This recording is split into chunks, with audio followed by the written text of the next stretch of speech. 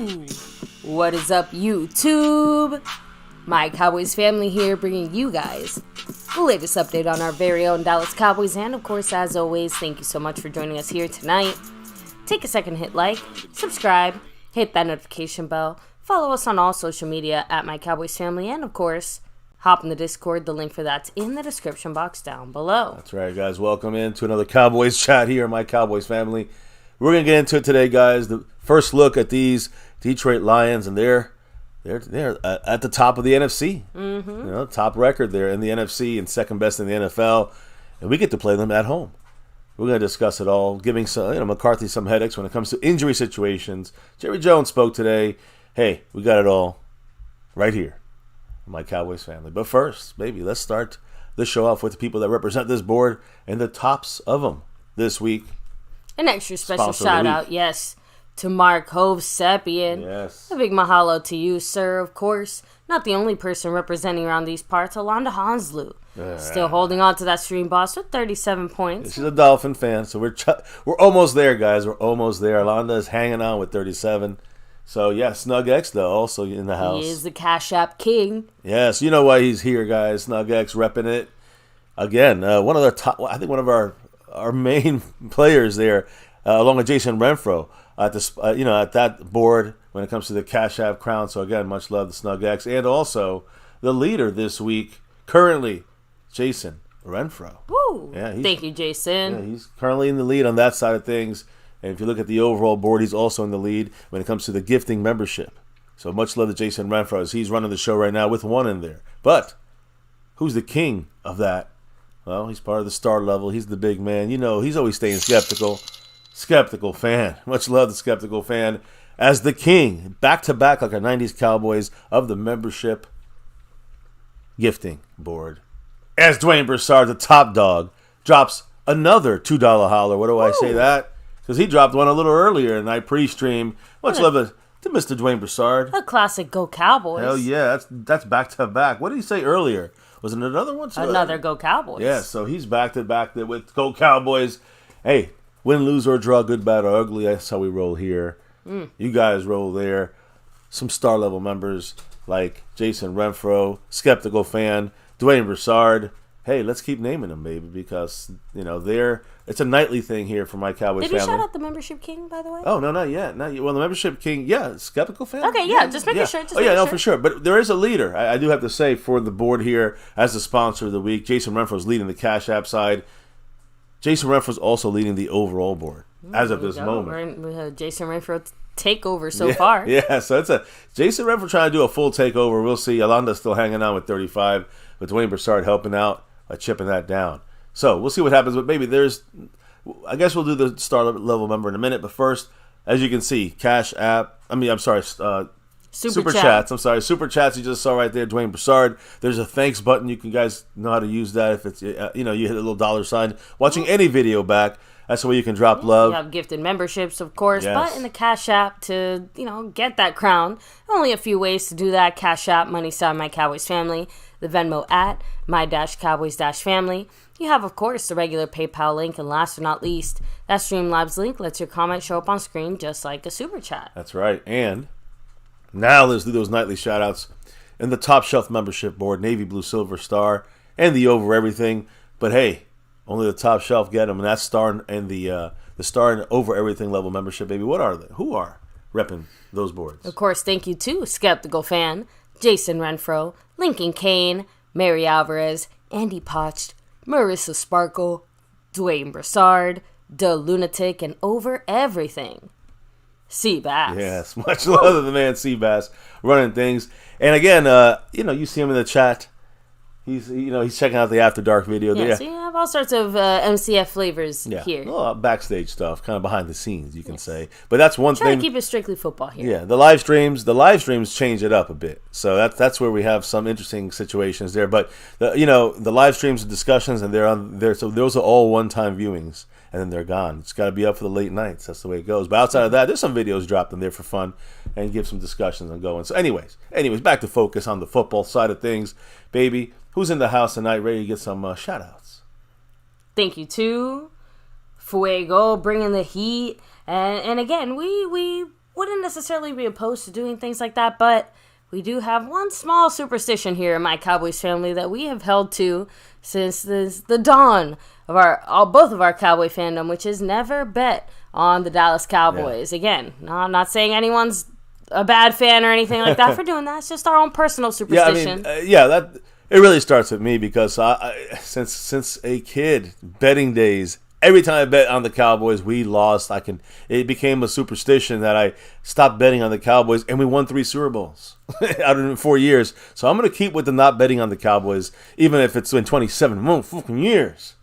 And about to be 28 if we don't make it right now. Just figured you guys would appreciate that little bit of MCF lore. Little background there. Motor City Maniac, what's up? Much love. Hey. Mike Aldana in the house. Yes, their neutering is scheduled for this Saturday. He put the puma up there, the little baby lion, the cub.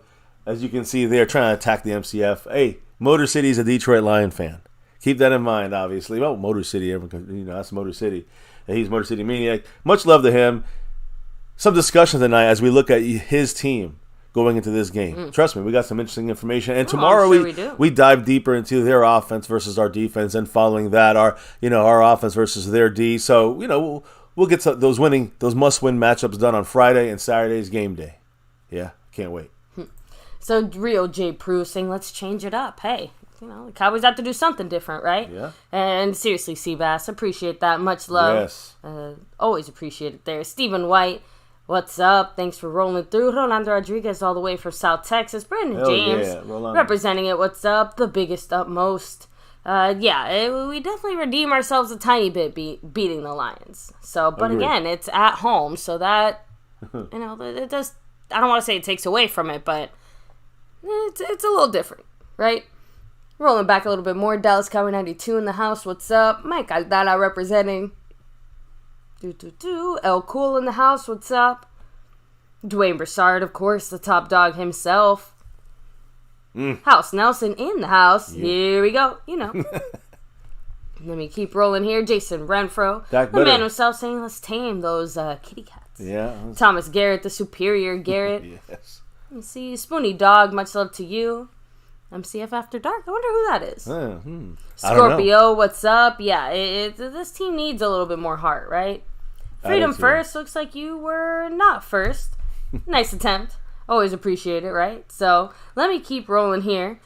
Hand things off to Mr. MCF, because again, we have kind of a weird week here, right? Normally Tuesdays are a little quieter than usual, but I'm assuming with the shorter week, we're hearing maybe a little bit earlier from some of our coaches or other things like that we maybe normally wouldn't hear in this particular day. Right, remember, tomorrow, Wednesday, is usually when the Cowboys' first injury report comes out. But because we play Saturday, a day earlier, injury reports come out today.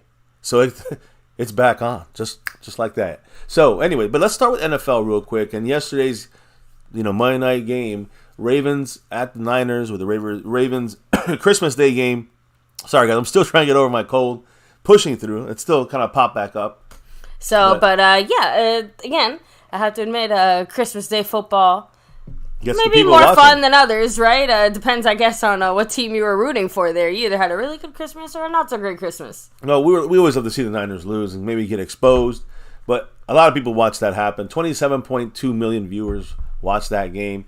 And, the NFL had said it won't play games on Christmas when it lands on Tuesdays or Wednesdays, but maybe they might think differently next year. Remember, everyone's at home chilling. Watching football is probably something that's a big money maker, because this game, 27.2 million viewers, it's a 59% jump from last year's Christmas night game. And again, this game, of course, much more important in the NFL right now. Both these teams are tops of their divisions. But it was the second largest Monday night audience in 27 years, trailing only this year's Eagles-Chiefs game from Week 11. Damn. Yeah. So when you add it up, I know you have some figures on this, baby. So when you look at other sports, right, so the NBA Finals, right, so the average views for a game in the NBA Finals was around 11.6-ish million, right, the Stanley Cup Finals. That was this past year, though. Oh, yeah. These are all, recent year numbers, guys. The Stanley Cup Finals, they average around 3.52 million, right, the World Series games, again, huge this year in particular, right, 9.1 million. So when you add it all up, it's about 24 million views, people viewing, watching total. Do you know how many people were watching? Yeah, just this Monday night game. Yeah, I mean that's what we opened it with. You know, the 27.2 million viewers is insane. So I don't know if you guys can add, but I still think that's more than all those other people combined. Yeah. Maybe I did my math wrong. Yeah, it's more than all those other sports, tops of the sports of the of every one of these top American sports combined. So yes, doesn't football equal a Monday night continues to game. reign supreme. It doesn't equal a Monday night game on Christmas between two good teams. Crazy, it's insane. But anyways, football's the big money maker, guys. They ain't gonna let that go. Now, right now with that 7th seed on each side in the playoffs, now you're gonna have 24. That's why you have so many. That's another reason why you have so many teams right now still in competition for a playoff spot, still alive. Mm-hmm. With only 2 weeks to go, usually you'd have maybe 10 teams on each side, maybe 20 at most. Yeah, a lot of these games towards the end of the season end up boring because they don't really matter anymore, right? So now it's changed up with that 7th seed. 24 teams are still in contention to try to get in the playoffs, get to the Super Bowl somewhere, right? Which ties the most within 2 weeks remaining in 20 years. It's a 26-year record back in 2004. So, again, I don't know how the math goes. It's like I'm assuming that even back then, record, before we, before all the adjustments and changes, it just means that teams, between the teams that they beat and the records and schedules and all that stuff, it just ended up in a situation where, towards the end of the line, a lot of teams were still in contention. So, similar situation here, because they added that extra game. Yeah, a lot more teams there's now available. Still other factors that go into, who's qualifying. So even though there's one extra spot, there could still be like 6 teams competing for that extra spot as opposed to like 3 or 4 teams in the years past on average. Yeah, so well, and that's the thing when you look at it. I mean, again, I kind of said it wrong. It's been 20 years since we had this happened last, and before that it was 26 years. Oh, okay, so, sorry. Yeah, there you go. So it's been a long ass time. These things don't happen very often. I thought it was like 20 years and then 6 years before that at first. No, it's 26 years before that. So the thing is that now you're going to see this happen a lot more often, and eventually you're going to see this record broken. Trust me on that. So it might even break the last week numbers. You know what I'm saying? So we'll see. It's going to be a crazy finish, and just crazy. On top of that, 2 weeks left in the season. 12 out of the 16 AFC teams are still alive to try to get in the playoffs. And no divisions have clinched yet with 2 weeks to go in the AFC. That's some craziness right there. Imagine that. I mean, the AFC is still really up for grabs at the top and up for grabs at the bottom. It's not that necessarily they're all good teams. There's a lot of teams that even the bad ones are still having a chance. So, again, only 4 teams. There's a chance. 4 teams are eliminated. That's it with 2 weeks to go in the AFC. Now, moving on back, let's go back to the NFC. Vikings. Head coach Kevin O'Connell announced that their top tight end, TJ Hawkinson, is out for the season with a torn ACL and torn MCL. Jesus, another one. Again, I really hate to say it, but this really is a year of the ACLs, all the CLs. Yeah, and it's big loss for him, for the Vikings trying to get in the playoffs. So they don't even know if he'll be available next year. Huge injury. Now, as far as past injuries, what about moves out there, free agency, or guys getting cut? The Cardinals today waived cornerback Marco Wilson, who is their 2021 4th-round pick. And he started in Arizona, played 43 games the last 3 seasons. So, it seems like a vet now, a little more veteran, right? Played a lot. But let's break down. And Cowboy fans might be like, we need someone. We need another corner. Marco Wilson gave up 702 yards this year, the most by an Arizona defender this season compared to the next guy, which is 332 yards behind him. That's how much more he's given up than the next guy on the team. The 4th most. Quite a bit more. Yeah, the 4th most in the entire NFL. Two of the three players allowed more than him, played in every game, in all but one. He hasn't played since week 11. So Marco Wilson is not maybe it's a scheme, maybe it's bad luck. I mean, practice squad. What team released him again? Cardinals. Okay, just that. I think that says it all. Continue. Well, he did play against us. Maybe there's something we liked. But the point is, practice squad, maybe. Don't. And if again, I don't want people going crazy because we got Marco Wilson. Remember these numbers. If the Cowboys make a cheap move, a cheap signing like Marco Wilson. Yeah. And just throwing this out there real quick before we go, we haven't looked into the refs for this game yet. Our ref check comes a little bit later in the week. Yeah, we like to let more of the information. We promise. We like to let that information simmer a little bit, but usually it's released. Usually Wednesday. It's by Wednesday. That's what I'm saying. Obviously, our short turnaround doesn't necessarily affect that announcement. So I mean, when they announce the refs, it's one thing. I'd like to announce it with the info. That's kind of my combo thing there. When the info comes out on the tendencies, that's when we kind of really get to figuring it out. Sometimes it's later in the week, sometimes it's early in the week, but yeah, we'll get it done. Don't worry, we got you. We always check the refs, even if McCarthy and crew might not. I don't know. So ref check. Yes. Maybe we should join their analytics department and just be the ref checkers. Yeah, let's be the ref checkers, and then we can provide that to John Park and crew. So we're joking, guys. Slightly. Are we? So, anyways, in reality, the Raiders, who had the last team that had our former linebacker, former number 54, Jalen Smith, he's officially signing today with the Pittsburgh Steelers. So, congrats to him. Good for him. Former second-round pick from the Cowboys back in, back some years back, 2019. 2017? Yeah, 2019 Pro Bowler. So, hey, Jalen, good luck. I know he's definitely a downgrade to what he was, as he was later in his career with the Cowboys. So, anyways, now other moves out there. You saw a move there in free agency, by the Steelers, which they're not really going to make the playoffs. I think they're still alive. The Texans, Houston Texans, are definitely still alive for the playoffs. The East Side team, they claimed safety, Kareem Jackson, off waivers from the Broncos. Remember, guys, I think Kareem Jackson is the guy with the cheap shots, and he was going to suspended. I think so, right? Yeah, so he now returns to Houston. He returns there, where he was a 2010 first-round pick out of Alabama. So we'll see if he plays better there. He's going to still cheap shot. Either way, I don't think he can play. But they released him, and they claimed him off of waivers. So he get the Texans get the one of the higher teams to go. Let's say they requested a claim for him. Yeah. If others have, I don't know. I don't think we did. Just so you guys know. Now the Niners. And this is what's crazy to me, this LA teams. I don't know, but the LA Chargers released a guy I really liked for a possibility for the Cowboys to maybe make a move for him cheap if he gets through waivers, which he did, by the way. Sebastian Joseph Day. This guy, he was released by the Chargers. Not really sure why. And I remember you mentioning him a few times. So this guy is a guy that could probably listen. I can guarantee you. I will guarantee everyone in the house. He will play better than Carl Davis Jr. and Mozzie Smith right now. And those are the two guys that started this last week. Now that bet I'm willing to take. See, so again, he will play better than them. I mean, I'm just saying you agree with me, I'm assuming there. Oh, yeah. Yeah, so he will play better with someone like Sebastian Joseph Day in the lineup, in our 53, yes, and Carl Davis Jr. on the practice squad, and Mozzie Smith being our rookie. Not ready yet, right? We saw the numbers. We saw the analytics. He failed again against a weak Miami Dolphin interior. So Sebastian Joseph Day stays in California because he cleared waivers. No one set a waiver claim for him to pick up the last $1 million of his contract for the remaining 2 weeks of the season. So then he cleared waivers. The Niners then would turn around and they agreed to terms on a 1-year deal, which was prorated. So obviously it's not $1 million. It might be $400,000 for the 2 weeks left for free agent defensive tackle Sebastian Joseph Day.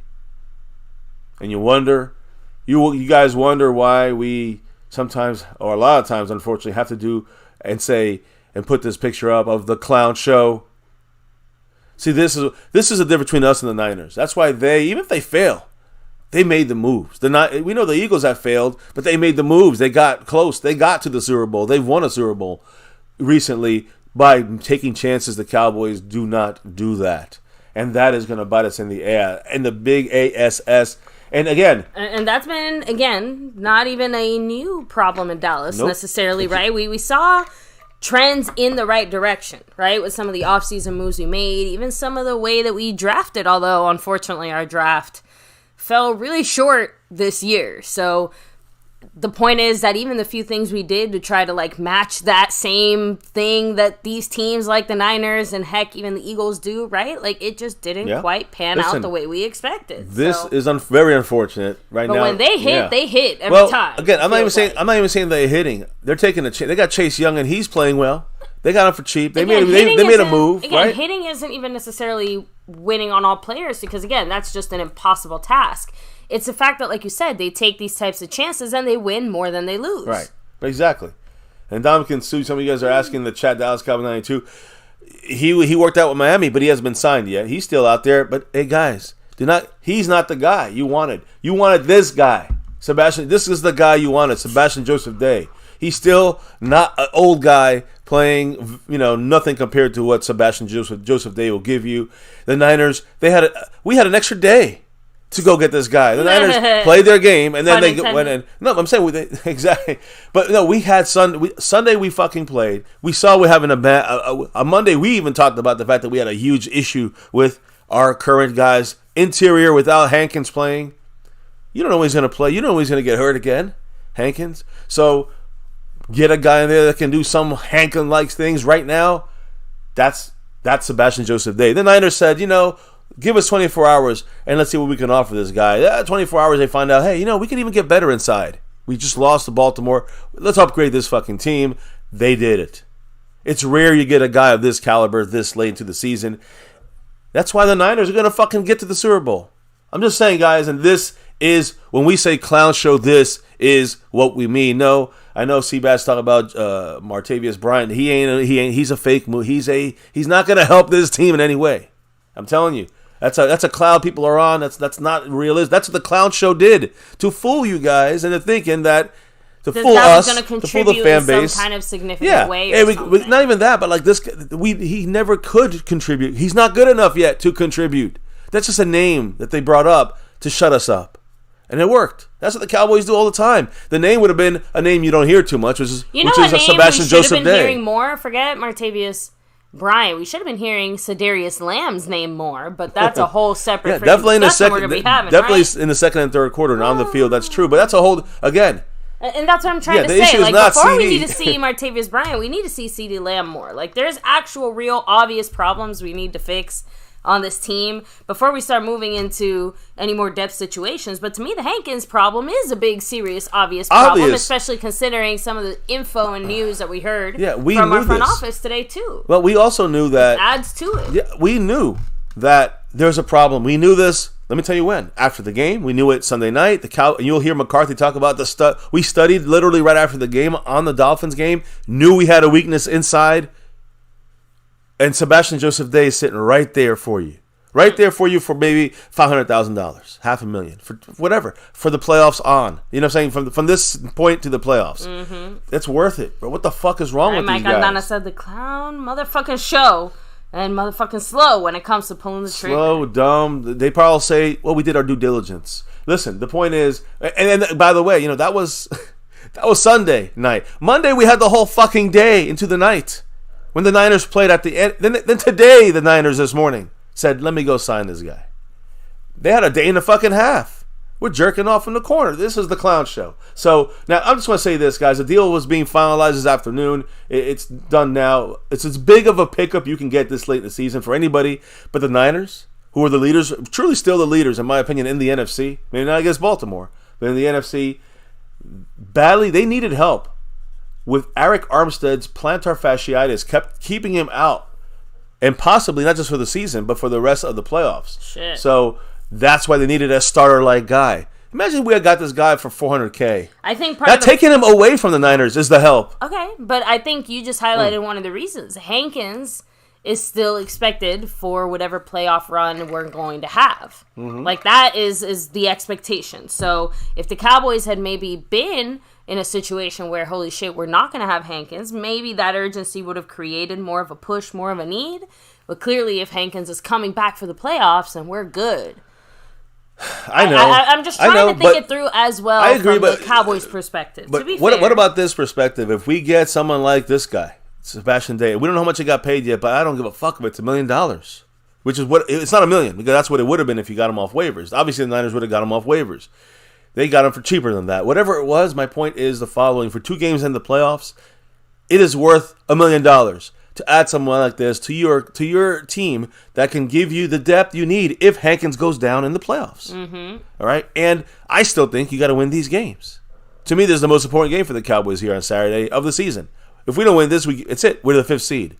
And that's a sign of defeat right there. To me, that's it. Then it doesn't really matter. That's a sign of things to come. We already know how this story's ending. So we got to win. This is a must win for the Cowboys. This is a playoff game against the Lions this week. So anyways, my point is the Cowboys front office, this is an example of how they failed the Cowboys team. You don't think Dan Quinn wanted something like this? He don't want to work with, again, right now, when you need him for the playoffs, we're going to have to count on Mozzie Smith and Carl Davis Jr. This is going to be a problem. If we have to do it for one play, it's going to be a problem. You guys feel me? It's about getting a guy who can definitely give you some real minutes in there and maybe help out Hankins, even be better inside. Maybe I'm just don't know football. I don't know. The clown show seems to know football, and we keep losing for 27. It's going to be 28 fucking years. So again, Joseph Day is still in his prime. He's 28 years old, and because of the staff change with the Chargers, is why he was released. Mm-hmm. It's a clown show move by the front office to not pick up this guy. I'm going to leave it I'm not going to bitch anymore about it. I think I've bitched enough. Anybody agreeing with me, disagreeing? Oh, yeah. I I'm wrong here? Trust me. Seabass saying Cowboys have been failing us. GM said, we needed this loss. Let me see. We needed it. This loss works to motivate them to go harder. Again, I am not the one to say that you don't learn from your failures, because you absolutely do. It's more about the fact that why is this team so consistently need all this fucking failing? Do we need a motivational playoff loss to learn from? Because I can think of a few. It doesn't have to happen again here, because that's my point. It feels like we're just consistently failing the test of, can we play against good teams on the road? Heck, can we play against any teams on the road, considering the teams that we've lost to on the road range from literally the worst of the fucking league to currently dominating the entire NFL, and all in between. So at least in that we're consistent, right? And last time I checked, even if you are somehow the 1st seed, it is still eventually going to be some type of road game, unless it happens to be your home stadium, playing the Super Bowl or whatever. Well, yeah, of course, yeah. And I know the Super Bowl, everyone can say whatever, but the point is that it's obviously going to be a different environment. You can't necessarily count on it to feel the same way it feels at home. So no matter what, at some point, you're going to face that similar situation that we seem to be struggling with, which is, can you play on the road? Anyway, back to you. Sorry. Rant over. You made some great points. Great points. I want to know what the chat thinks now, because you just added to the points and solidified exactly what we've been saying, what you guys been saying. Yeah, Pierre Land said, I'm not even sure if learning lessons is a factor in this when they just find new ways to lose. You know, what's his name? Shaquille Leonard? Mm-hmm. Darius Leonard? He got his first sack. He got his first sack of the 2 games he's played with the Eagles the other day. And I'm just saying, like, he was a guy, a piece that was used as a tackling machine and even pressure the quarterback. Do you think we need a linebacker that can do that? The Cowboys played around. Again, lost it. They took a player away from us, right? Mm-hmm. The Eagles. They strengthened themselves. They weakened us at that position. Something that we should have done with Austin Day. You know what I'm saying? We didn't do that. We could have weakened the Niners by taking another good option away and then strengthened our depth. Cowboys don't think that way. They're thinking about, we need to count pennies because Dak's contract, and that's going to be the excuse how they're going to give it to the fans so they can blame Dak on that. $1 million, $800,000, $400,000. How much do they get paid? Probably less than that. But the Cowboys couldn't be bothered with that shit. Exactly. It's bullshit. It's front office fuckery, and that's the foundational issues we've been talking about here on this channel for 6+ years on YouTube. Now, Mike Dagdana brings up a good point. It's like, we need a motivational ass whooping from one Jimmy Johnson. We got one last week against the Bills. We lost a close one to the Dolphins. That's kind of my point. Like, how much more motivational ass whippings does this team need in the same vein and fashion? The Niners whipped us 42-10. The Cardinals beat us by 12. This is embarrassing ass whippings. When do we wake up? We said that in the first quarter. We said it in the middle. We're saying it at the end. Like, come on, guys. As Steve always said, we counted on the offense to get a lead. Guys, this is our team. Inconsistent, and it's gonna hit us in the playoffs. I'm glad we're making it. We'll make us. We're gonna cheer. Take it easy. Have a great night. Much Thanks love. for hanging with us. We of course are gonna go do or die hard with our Cowboys to the end, but we also know the reality of things. This is our team. There's not that we got to do this, we got to do that. This is us. This is the team. Yeah. Let's all face it together. It's got to be faced and understood, or else there's going to be a lot of disappointment. Exactly. A lot. So Jerry, House Nelson said this team, the last comment here, Yeah. I think a great way to move on from this topic here. He said, this team still gives me hope because they keep doing things that are so stupid, there's no way they can do it again because we're in this, so we ain't. A little shrug emoji there. I get you. I know. And that's why we're Cowboy fans, right? The fanatic. That's why we will back this team no matter what. Whatever Jerry the fuck does, we're still going to back him because we love the star over everything. As long as there's a chance. It's the star over everything. That's the facts of the matter. It's just unfortunate that Jerry Jones is the one controlling the star right now. And he's the GM. Not just as an owner, I don't give a fuck. Great owner. Horrible GM. The last 27 years, just horrible. And not necessarily the moves, but the lack of moves. Or the guys we had here, the moves, he had to implement himself into things. That's what hurt us. A lot through Parcells. Even Belichick is keeping his job just because he's riding on the laurels of his previous Super Bowls. Yeah, I mean, listen. Exactly. The fact that we had Jimmy Johnson left because of Jerry Jones. Basically, be real about that situation. He had a lot of yes men, shitty coaches after that, including Switzer. And we get Parcells, who he basically pushed away as his last year of his contract. Could have stayed with the Cowboys. Said, "No, I'm done with this." Jerry Jones putting his nose at everything we do things here, right? And then, of course, you got yes man Wade Phillips. They got his yes man Jason Garrett. Jason Garrett, and then. The guy who's was his yes man, I'd say, until this year, Mike McCarthy, who's, I think, still trying to learn the system here in a way of what's going on in Dallas after 4 years of practice. So anyway, seems like he's still trying to figure out what an offense is after 4 years in Dallas. I'm telling you. What the fuck? Well, now we can talk about Jerry Jones because he spoke today.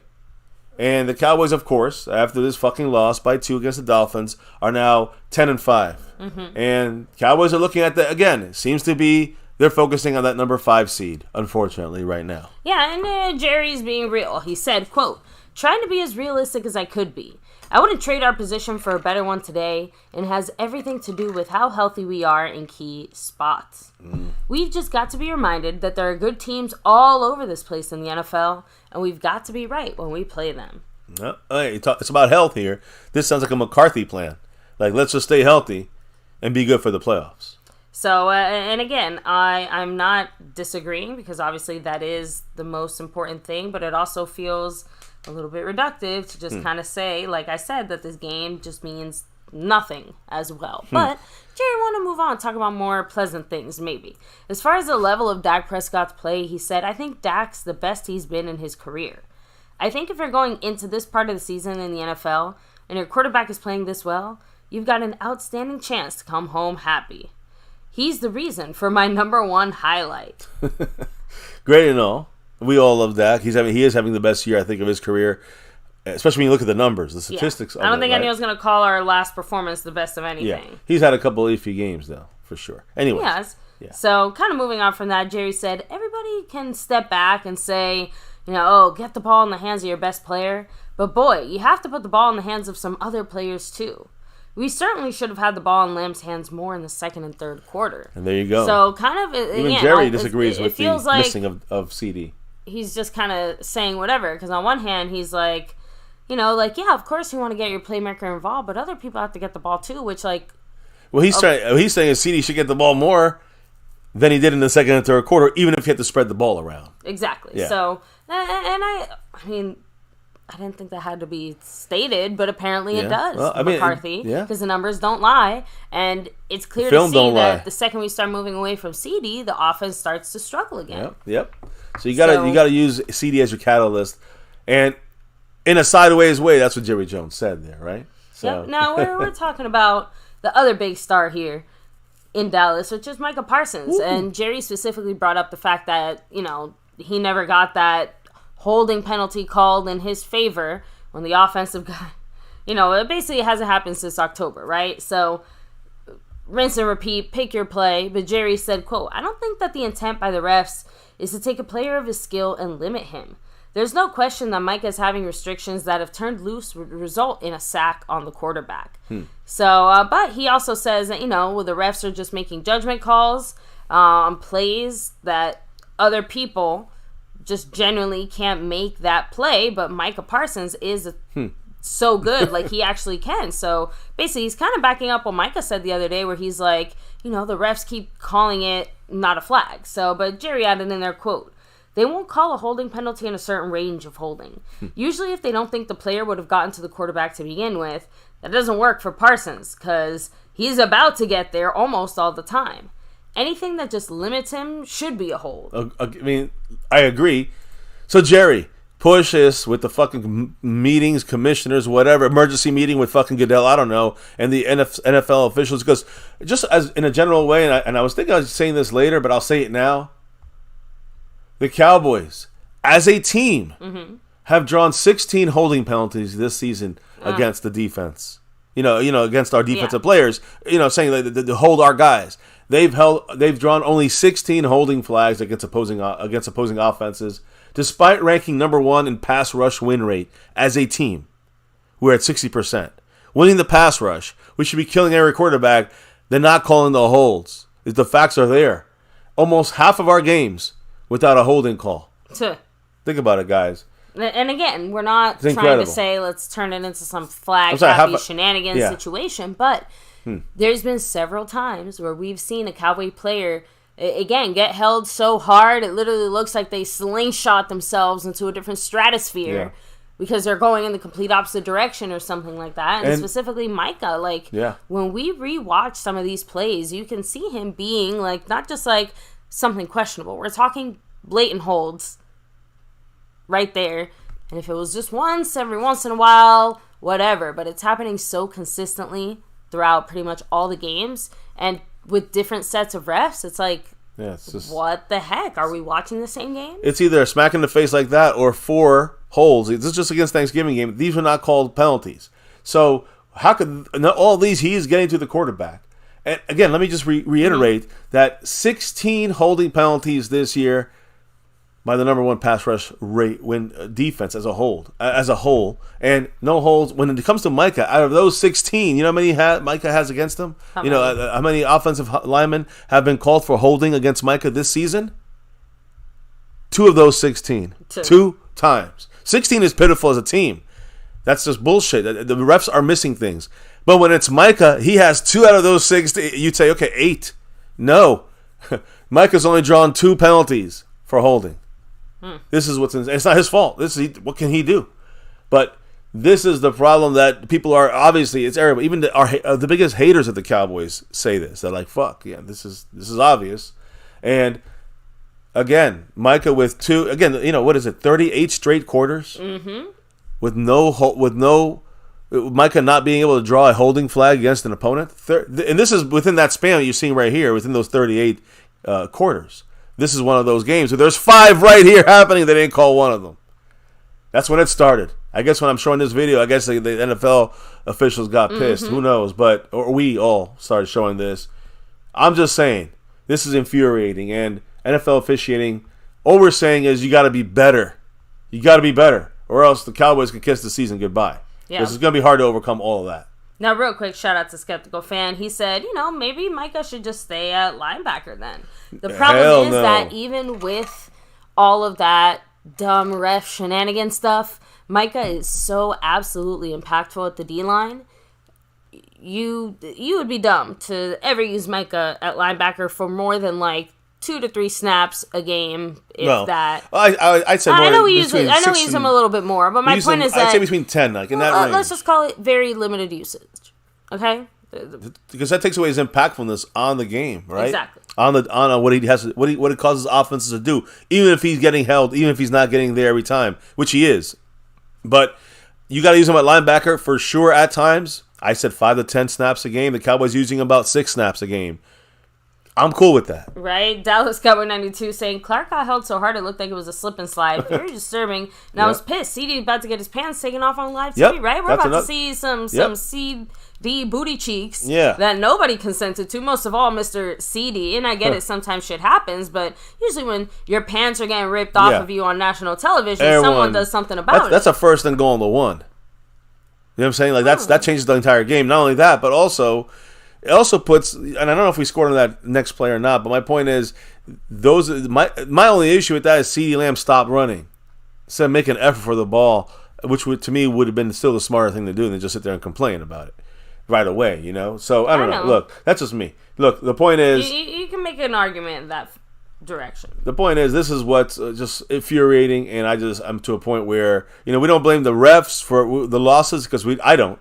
I know that we keep it real here and say you got to overcome the refs, but it is we can also point it out when the refs fuck up, and they're fucking up a monstrosity amount of time here. And even Jerry, Jerry Jones trying to give the benefit of the doubt to the NFL officials because they're hired by him and the NFL. I was just about to say it's a very tricky line because remember he's not just an owner, he's the GM, so he can't really answer the way that maybe he would want to because there might be conflicting interests at those positions depending on how you feel about the refs, even if overall, obviously, the Cowboys are biased, laterally in that direction. Yeah. Like, you get what I'm trying to say? Yeah. Like, maybe Jerry's, like you said, his owner situation makes it so that, criticizing the refs, honestly, criticizing the refs in general has just always been seen as a frowned upon that faux pas.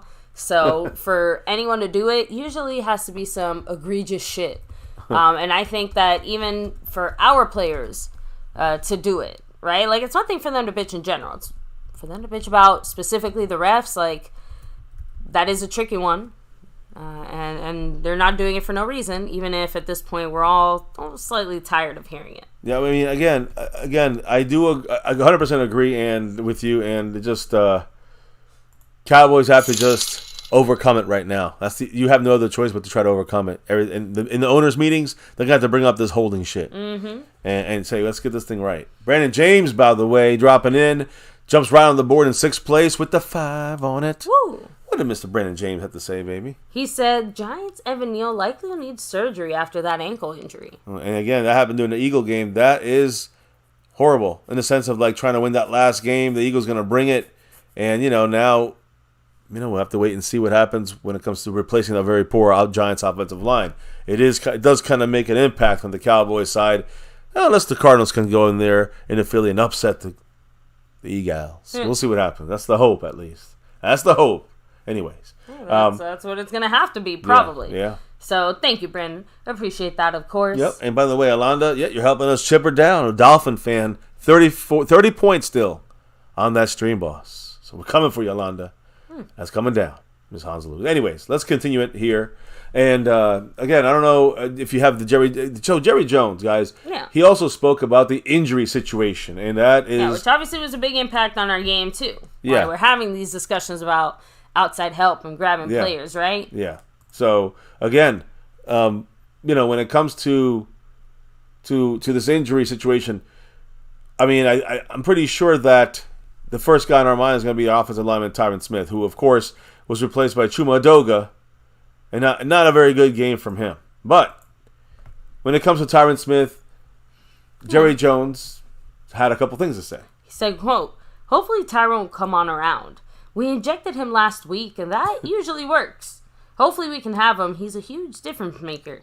Tyron Smith. It's funny. So, he's like the Hulk. We just injected him. Injected him, yeah. Geez, Jerry, with what? Black tar heroin? It feels like it's like some magic potion in a syringe. But so, although, the overall point is that he's saying that they're taking the usual steps that mean he's very hopeful. And Tyron Smith is going to be good to go for this Saturday. So, all right. At least Jerry thinks they're going to be good to go. I hope. They're not so sure about those, unfortunately. Hankins saying, quote, I don't know if we'll have Hankins this week. Saying that, Mozzie Smith has been really coming on lately. But the plan is... Well, hold on. That to me is a complete clown show lie. Mozzie's coming on lately. He's been playing lately more. He's playing poorly. Hankins, we need him back. If Hankins not back in this game... and Hankins thought he'd be back for this Detroit game. Remember, that's where he's from. It's going to be a big hit for the Cowboys there, Jerry Jones. I'm trying to just slide right over that, Jerry.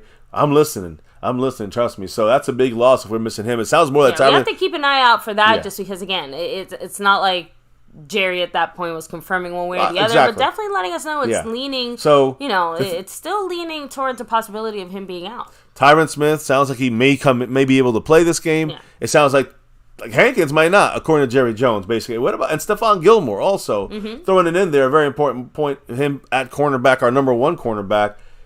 He got injured, his ribs.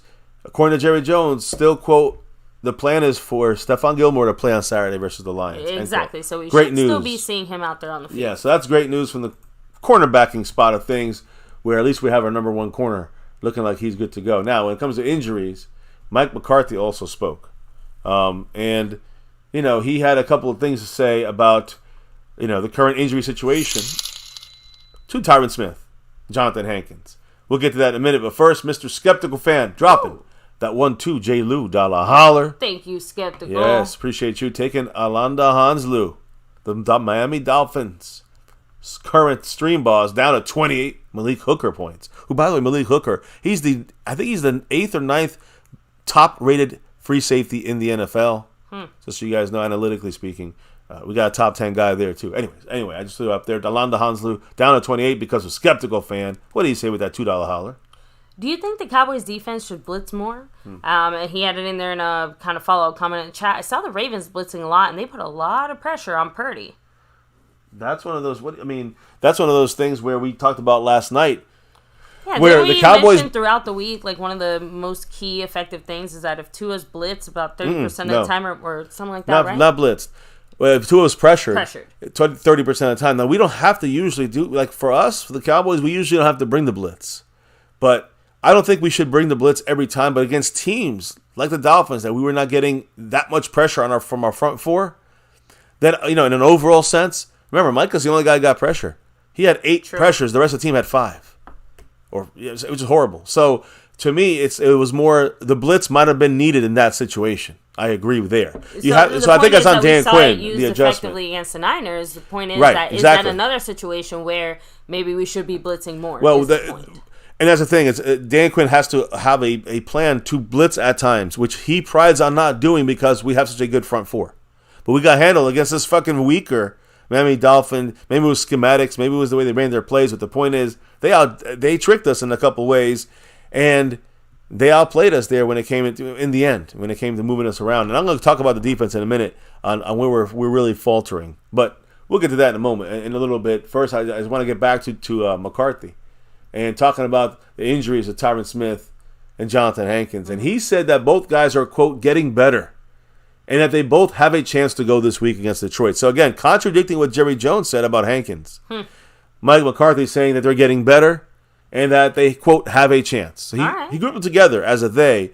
Of course, grain of salt from both guys. Yeah, the point is that he's putting them both on the same level, which is more the point there. Yeah. So if Tyron is supposedly probably going to play and Hankins maybe might not play, that means that both guys still have a chance of playing, but maybe not. Right. Yeah, they're both in the same the same window, the same like scale. But he did say that he said initially that the Cowboys are not going to have them participate in the team portion of today's light practice at the Star. All right. But then he also kind of inferred that Tyron Smith and Hankins were involved in the walkthrough portion as prep began for the practice and all. So it's good news that both guys are even on the field, but they weren't actually expected to be in the practice today. Brandon, you said, that is actually good news. So in the end, when you read between the lines of McCarthy saying it's positive, both guys are out there. Brandon James in the house, dropping that $2 holler, breaking a tie as well on the board. What did he say, baby? He said 26. The Dallas Cowboys. Guessing this is the pick you want them to make. Graham Barton, offensive lineman from Duke. Hey, baby, you're a big offensive lineman fan, and I'm a big fan of offensive linemen in the first round by the Dallas Cowboys. I am. We hit them all out the ballpark, so you can't lose there. If that's the direction we go in, then I'm sure Graham Barton was the best guy for the job. And we'll be more than happy to have him. But to be real, haven't really been, focusing on any, college guys just yet. We count on you guys to help us out on that. Brandon brings to kick off the off season. But right now, we're really hoping that we have a much more celebratory and late start to our drafting season. So just throwing that out there, right? I don't think anybody would be mad. Oh no, of course not. Actually, I'm fixing the board right now, because we still have Mr. Skeptical Fan in a tie with Brandon James in 6th place, and Big D rounding up the top of the board here in 8th place. I think we all have to remember too that Micah is still relatively young. I don't think he's at the point where he's ready to just shut up and overcome the ref penalty situation. He's still very much in the I have to say something about it type of point in his life stage, let's say. Agree. No, I agree. So he's got. I'm just saying, I forget how young some of these guys are too, right? Like they seem a lot older sometimes, a lot more mature. But Micah's very, very young. Yeah. So again, when you're looking at this situation here and the injury situation, it's kind of like, okay, it sucks that they're not going to be involved in practice today, but it's a 1 day late, less this week when it comes to the game day, right? So you have one less day of rest and one less day of practice. It's good that they're at the walkthrough. That's very important. Now Tyron Smith, McCarthy was done. That was as quick as you can get with McCarthy, but Tyron Smith spoke kind of to the side after the light practice, the walkthrough that they did today at the Star, and he was asked about his back injury. He's injured his back, and Tyron Smith said that his back is feeling better and that missing last game allowed his back to, quote, calm down. Good. Now, he also didn't say that it was a stinger. He only said that it was a, quote, back issue. He said, quote, it feels better this week, end quote. Great news for our offense and our offensive line and for Dak Prescott to be able to do a lot more with these plays from McCarthy. That's going to help the offense off the top, and no diggity, no doubt. And they got someone, again, who's going to play on the right side against Terrence Steele. That may be the problem we want to look at this week because he's got Aiden Hutchinson across from him. And that, my friends, could be the demise of the offense if we don't account for that with tight ends, running backs, and chip blocks. Anyways, we'll get to that later on in the week. Maybe even a little bit later tonight. But Skeptical Fan dropping that 5 on it. We got to get to Jared Goff first. Yeah, true. Because Skeptical Fan said with his $5 holler, maybe if we blitz more, they won't be able to hold on to Micah as much. Again, I agree. I think we should blitz a little bit more depending on the game, right? Some games you don't have to do that because you have enough guys in there that are, getting through and getting the pressure, just making the guy throw the ball away or take a sack. You know what this falls under? That thing that it feels like we haven't seen as much recently from our defense the last few weeks, in-game adjustments and things like that. Or just in general, maybe making more adjustments to your scheme. I don't know. I think most of us can kind of agree. And again, feel free to disagree in the chat as well. It feels like our defense has gotten a little bit same. And we haven't seen the same level or type of adjustments that we usually see. Like maybe even in the beginning, like you said, we'd kind of start off more or less on the same foot. But by the time we came back from halftime, we would see something implemented that would let us know, hey, we have tailored our team uniquely to the situation that we're facing. It's feeling very copy-paste, phoned-in type of shit right now. Maybe it is just the injuries that's holding us back and keeping us stuck in this little box where, Quinn feels forced to use the same guys at these positions just because he can't really risk doing anything else. Like, I don't know. I don't know. I know. I mean, again, great points, and I agree. You have to kind of work with what you got and with the injuries you have. So, good news. Look, I know the comment was more about, blitzing and attacking. Like I said, but I think there's going to be ways that we can adjust for more blitzing when needed. And that's, to me, falls not on the players but on Dan Quinn. I'm going to leave it on that. So look, that's the point. Yeah. Dan Quinn's not going to blitz if we're just phoning it in and bringing out the same defense that we've been bringing out this whole time without taking into consideration if blitzing would be more effective. If blitzing is more effective, I think I agree there is that it's just hard to. I still, in my mind, against a team like the Dolphins who have quick guys, you don't really want to blitz. But when it's not working, when you're not getting a quarter, he wasn't necessarily saying against the Dolphins. He was saying that's how the Ravens beat the Niners. Right. Like, is that what we need to do to beat teams that are similar? To the Niners. The way the Baltimore beat them. And I said that earlier. I agree. I agree. We should take a page out of their book and kind of utilize their attack. It worked against them. Are we physical enough to do that? I don't know. But it's something that worked. We know that for sure. We got ourselves here a drop of a 5 on it. A $5 holler by Mr. Dallas Cowboy 92. Thank you, Dallas Cowboy 92. And actually, Skeptical Fan also dropped 5 on it. I think we missed that one, did we? No, that's the one I read. I didn't see that hit. I'm sorry. I think it was a back-to-back drop back. I'm sorry, I missed that. Either way, appreciate you, Mr. Skeptical Fan, for that drop, and appreciate Mr. Dallas Cowboy 92 with the 5 on it. Alonda Hanslew, 16 points on that. Stream Boss The Dolphin fan is at the verge of getting knocked off this board, baby. Anyways, what did they say? What did we spoke? What he said? What did the man Dallas Cowboys say? The Eagles will lose, and the Niners drop 2 games, and the road will be through the Super Bowl. Mark my words. That's a big hope, I think, my guy. Again, I hope so. But the reality is the Niners are gonna. I think they may struggle against the Rams. Like, we have no controller. Not that we have any controller say over our Cowboys, but the point is the Cowboys are our team. You know, they are in the driver's seat of our vehicle. But you know, there's other drivers on the road, and right now we can't really control what they do. We don't know what traffic signs or stop signs or accidents they might run into along the way, and who's actually going to meet us at the end of our destination. So we will have to see.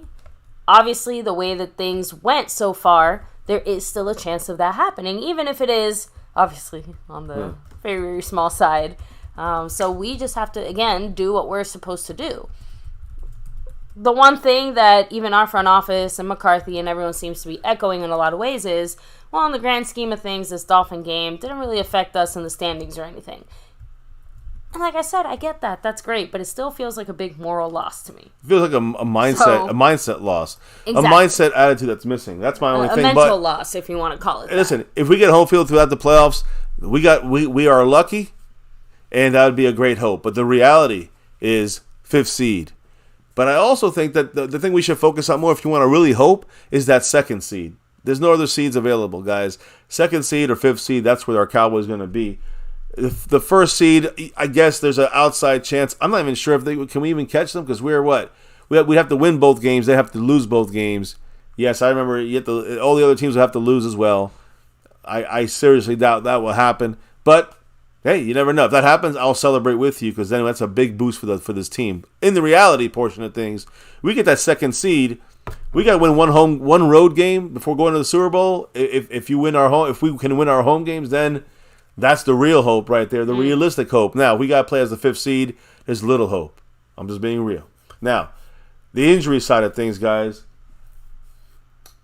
When you look at the situation here, Tyron Smith, of course, on the injury report, along with Jonathan Hankins. They both did not practice. Yeah. Which was kind of expected. Again, no surprise. Yeah. Tyron Smith with the back, Hankins with the knee/ankle. Stephon Gilmore and his rib injury. He was listed as NIR, no injury reported. Okay. Rest day. Did not practice today. So honestly, it sounds like he just kind of took he was limited in practice, and was just sore. Maybe like it wasn't any specific injury. Yeah, basically he came back in the game, but got hit hard. Yeah, Tyron Smith came back in the game 2 weeks ago, and he missed the game after that. So when it came to Stephon Gilmore, his rib injury, it was like a bruise. Probably that's all it was. He was in practice. It was a walkthrough as well, guys. Remember that. So this is your estimations. We'll see what tomorrow really brings when they put the pads on a little bit quicker. It might, they might have to have they can't put the pads on all the way anymore. Remember that, guys. Yeah. But they're gonna do the harder Whatever practice. Constitutes a harder practice. Will now be that tomorrow. They can't use pads. Yeah. So Gilmore, he's on the list, but not with the rib injury. So great news there. The other guys on the list, look, full practice. Fehoko, he's still on to 53.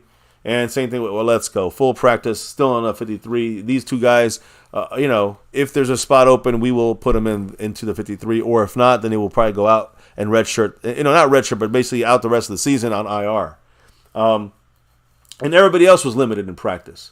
Stephon Gilmore was limited, by the way. But also, you had Zach Martin.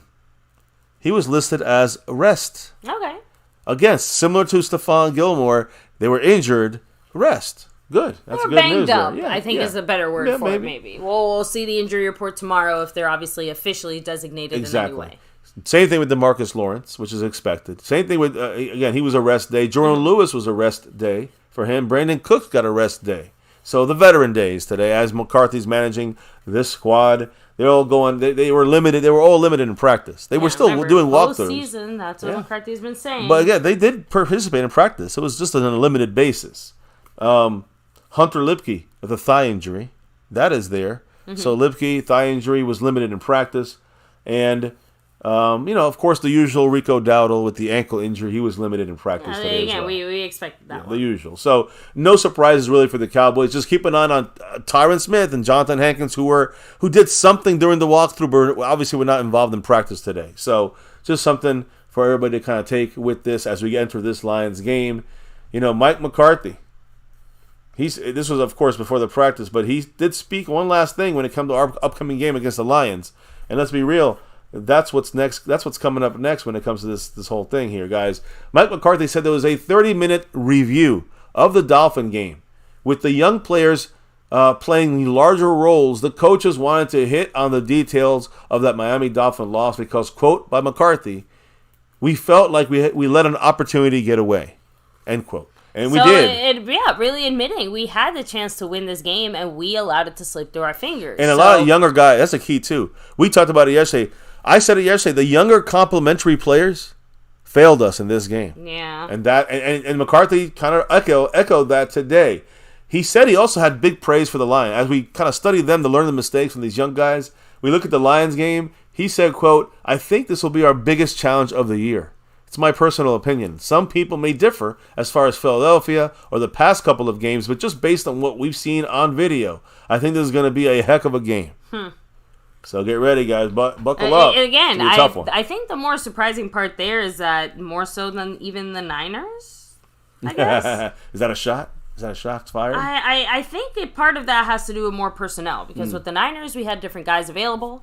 I think heading into this game, we're playing against a team that's obviously playing very well, very explosively, playing better than us per their record, right? Yeah. And on top of that, we have certain deficiencies now. Like we're still maybe going to miss Hankins or maybe going to miss Tyron Smith or however that ends up going, right? I think those types of matchups matter too. At least in McCarthy's mind. Much love. Dallas Cowboy 92. Woo! Dropping another $2 J. Lou holler. What did the man say, baby? All I gotta say is, F the E-Gals. We're all in agreement there. Always. Fuck Philly. You know how this goes. Dilly. Much love, Dallas Cowboy 92. And, hey, he's chopping down the Dolphin fan right off this board. Now down to 14 points for Londa Hansler. We love her, but, hey, you're a Miami Dolphin fan. Congrats on your win. We got to get her out off this board. We got 14 points to go. Keep chopping it away. Now, Mike McCarthy, the practice report, all that's in the books, done. Now let's talk about this game as we get to the first look. Wind this thing down. Get your comments in now. Get your thoughts in because we're wrapping it up here as we take a look at the first look. We here at MCF. First peek at these little Lions here. And what are they gonna? What are we expecting from them? At first, we know that they're you got the emojis.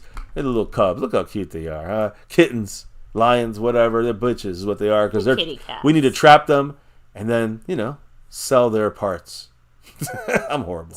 Anyways, point is in this game.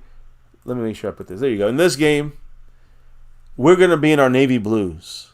That's why you see the thumbnail. If you look at the thumbnail right now. You're seeing other than Micah, getting that turnover, which of course is very important against Jared Goff. But more importantly, it's about what I'm talking about now. We're wearing those navy blues right there.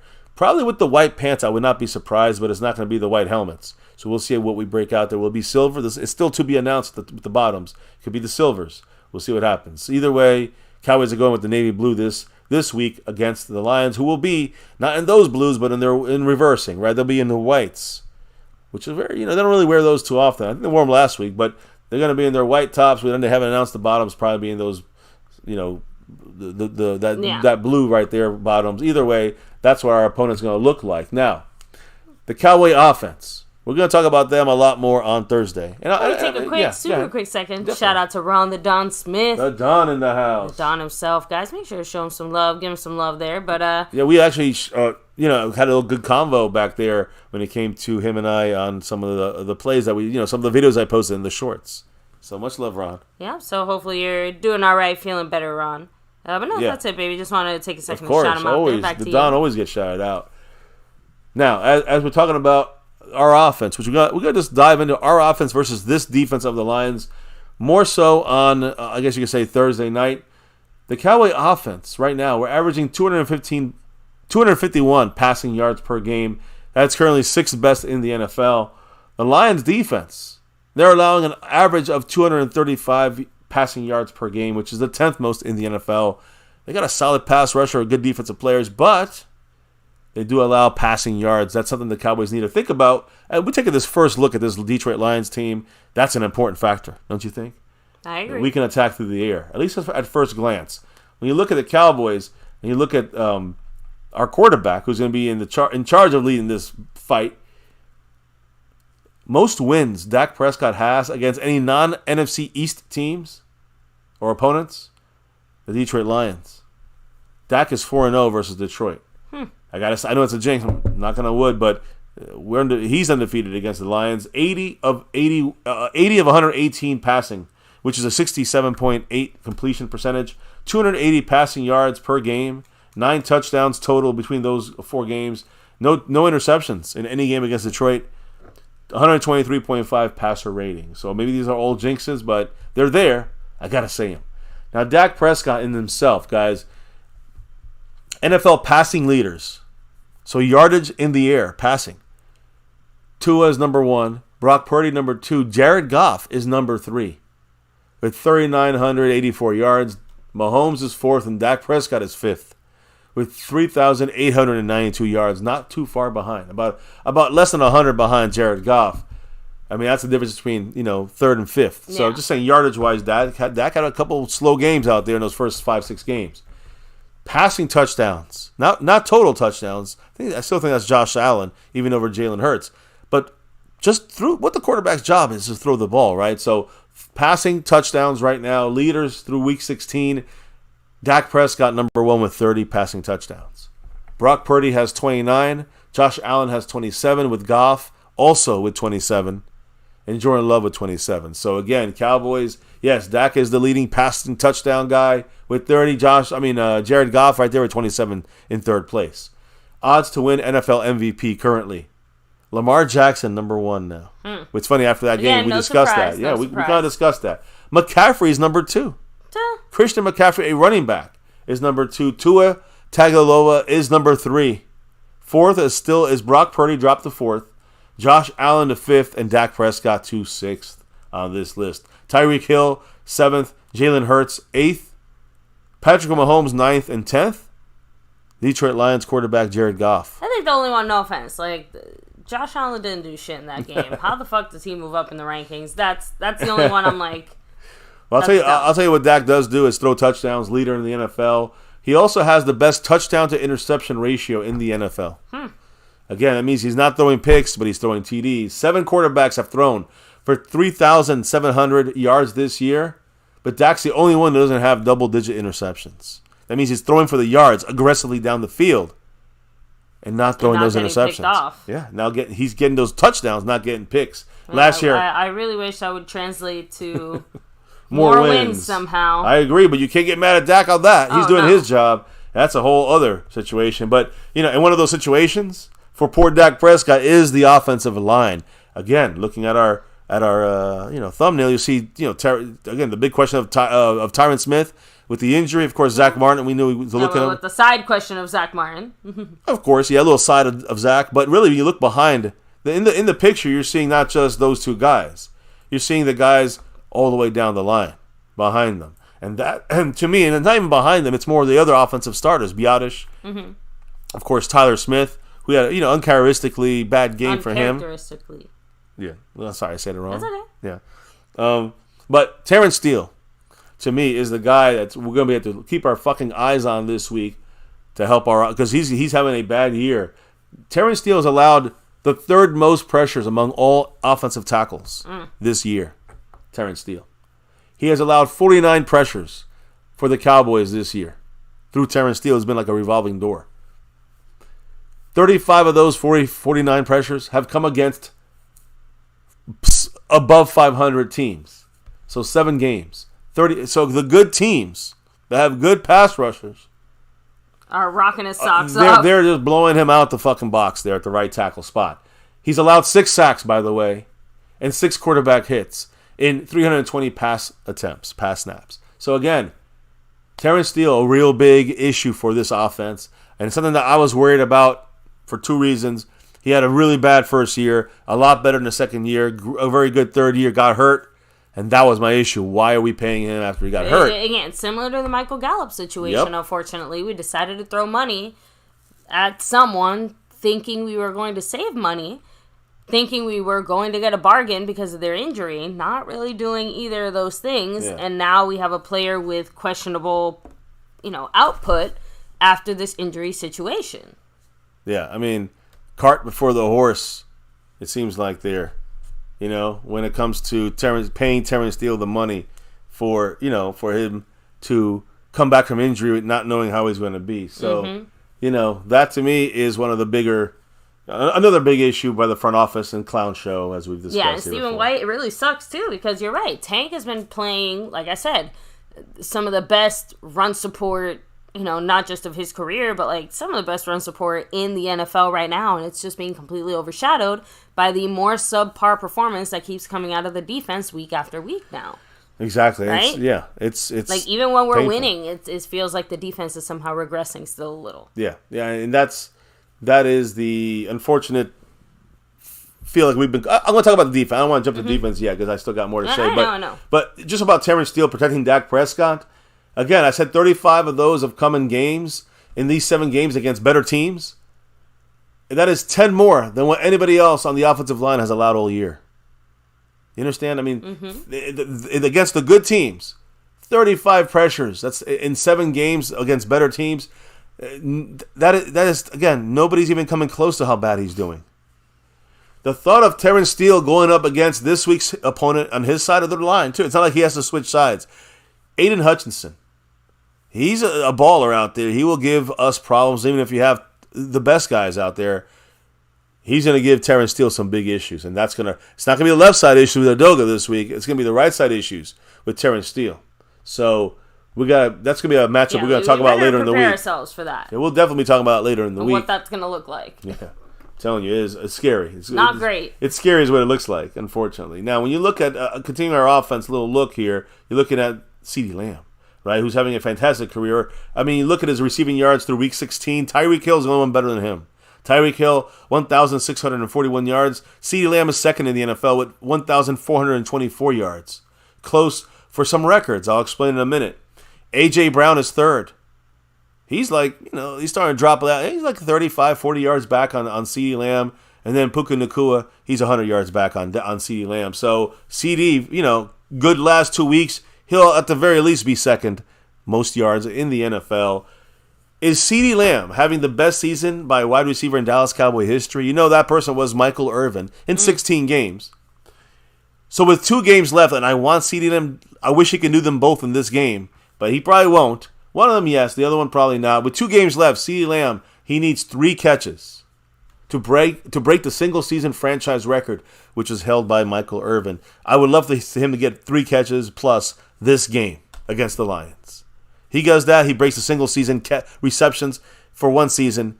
Michael Irvin the Great, yes. In 16 games, that would be the perfect way to do this there, CeeDee Lamb. What about the yardage portion of things? He's still a little bit back on that. 180 yards.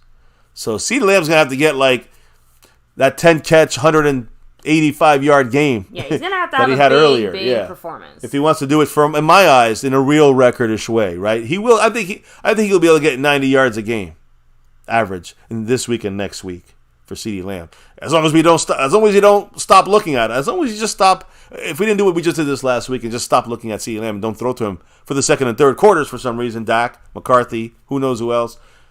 As long as you don't do that, he'll get that record. It'll just be in week 17 or in game 17, week 18. So again, and that's out of CeeDee's hands, at least for the most part. Yeah, it's not his fault that we have. Unless he's targeted and he drops it. Yeah. In which case, then it's literally on him. CeeDee's hands. Yeah. So, anyways, that's where the CeeDee's looking for us this year against.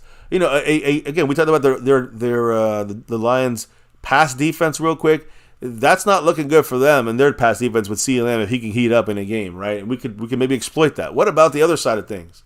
CeeDee Lamb is, Jerry Jones kind of talked about we got to get the ball in other people's hands. Brandon Cooks, he's kind of, we're trying to see if we get the ball in his hands a little more often, I guess you can say. Let's look at the preseason video, he got warmed up with the Cowboys before the Cowboys, his first year with the Cowboys. Brandon Cooks has 73 yards in his last 4 road games. 73 yards in 4 games on the road. He's averaging 68 yards per game at home this year. So in 4 games, he has 73 yards on the road. At home, 68 is his average. Why is this home-road split an issue? I don't fucking know. Scheme? Is it Dak? Is it scheme? Hasn't that been our biggest question pretty much like the entire season, though? Like, that's why I said it doesn't matter if it's against Arizona or the Niners or the Dolphins or whoever the fuck. It's where it's at. Yeah. Where it's at. Why? Yeah, it's not the opponents. We played 3 playoff teams. Or, you know what I'm saying? These good stats opponents. Just go to show that at we home. are At home. We played 3 of them at home, and we won all 3. That's what I'm trying to say. Like I said, these stats just go to show that we are not crazy. Yeah, I mean, the home-road split is the big issue that no one can answer. The Cowboys got to figure it out, or we're going to be done early as the 5th seed. Now, what about kicking-wise? That's your spot, baby. You know you love the kicking. The Brandon bright Aubrey jewel, time. Yes. The bright jewel of this season. 2 weeks to go. He's still perfect. The off-season. Still, 2 weeks to go. He's still perfect. Rookie kicker Brandon Aubrey extended the NFL record, of course, the field goals made without a miss to start a career to 33 now. He's at 33. Tony Dorsett. He leads the NFL, by the way, with 141 points scored this season, which is also the most kicking points scored in a single season for the Cowboys in our history. I'm proud to say he did it within the 16-game range. Yes, he did. So congrats to him. He also broke the most touchbacks in NFL history record. So congrats to Brandon Aubrey on that as well within the 16-game stretch. Well earned and well deserved. I mean, the guy is doing it all. Breaking records this year. Could he be Rookie of the Year? Why the fuck not? He won't, but he should. Should be considered. Come on, man. His name should at least be brought up, right? You got to. You have to. So, anyways, when you look at the final portion of our side of things, you're looking at the defense, and you're looking at someone named Mr. Dan Quinn. Mm-hmm. And again, you don't see him here, but yeah, let me do this real quick. Are we quinning? We're quinning right now. We're trying to quinn. There he is. Dan Quinn. What's the issue with this defense? So even though the Cowboys defense played well against the Miami Dolphins offense, which is very dangerous, they're one of the top offenses in the league, the Cowboys still allowed the Dolphins. We played well, but did we not allow the Dolphins to consistently get into scoring range? We did. A lot of field goals, right? Outside the 50, how many plays do they have? 22 plays outside of the 50-yard line. Yeah. They were 10 for 15, 198 yards in the air, running the ball, 7 carries for 40 yards. Inside the 50, they had 41 plays, only 95 yards in the air. 14 for 22. We buckled down, but in the red zone. When we stopped them, it was already they were driving down, already getting points through the foot, right? 19 carries for 51 yards. They ran a little better down there, but again, they ran a lot more inside of the 50-yard line. Once they got to our territory, we kind of clamped down. But what happened before that? They just had a field day with us. Mm-hmm. That is disastrous. That hurts big time.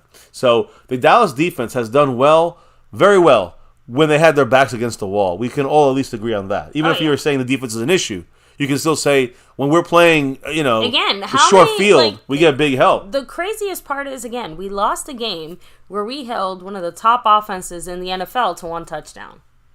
Exactly. That even just saying that out loud feels like crazy town, right? So it is hard to wrap our head around the fact that our defense is playing well enough to do that while also not well enough to actually win us any games.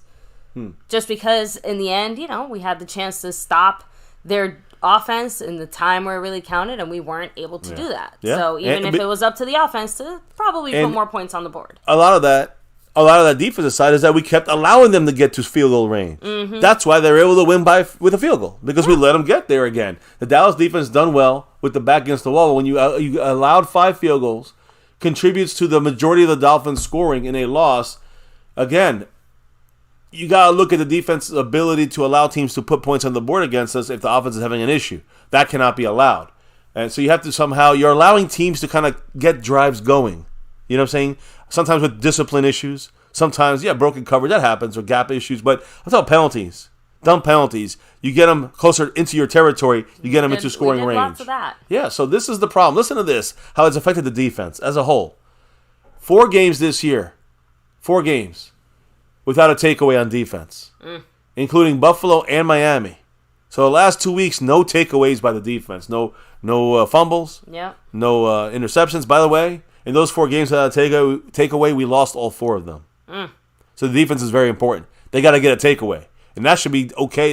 That's not asking for too much from a defense supposed to be one of the top 5 in the league, one of the top 3. No, but it really goes to show how much we depend on some of those big plays to, either turn the momentum our way, or literally maybe even put points on the board for us, right? We lost by basically a few points. What gives you a few points? A turnover. Yeah. That's a good field position. Kick that field goal, right? And that's the point. That's the point. The defense didn't come up with anything this game or last game or the other 2 losses we had. The other 2 losses of the year we had, again, we had 5 losses. One game we had a turnover, we still lost, but and this it happened, is not to right? make excuses for the offense's failures. Let's make that clear. Of course. No, but we're talking about both sides of the ball. Make sure that we are being fair here in case people are hopping in here now. We talked about the offensive issues. We just finished talking about the offense. Now we talked about the special teams, can't complain about Brandon Aubrey, and now we're talking about defensive issues. And we're going to talk about good things too, but my point is, Cowboys have 4 games without a takeaway. We lost them all, including the last 2. Cowboys have only 4 sacks in our last 4 games.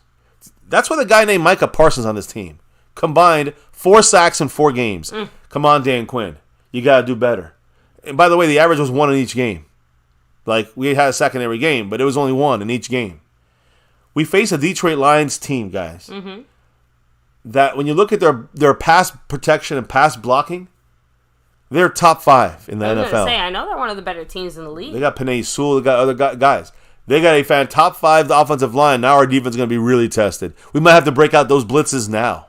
Practice this. What we want to do on the Niners. Let's see if we can even do it with this Quinn defense. And not just on Quinn, with the players we have, like the linebackers we have, that Quinn has been given by the Joneses.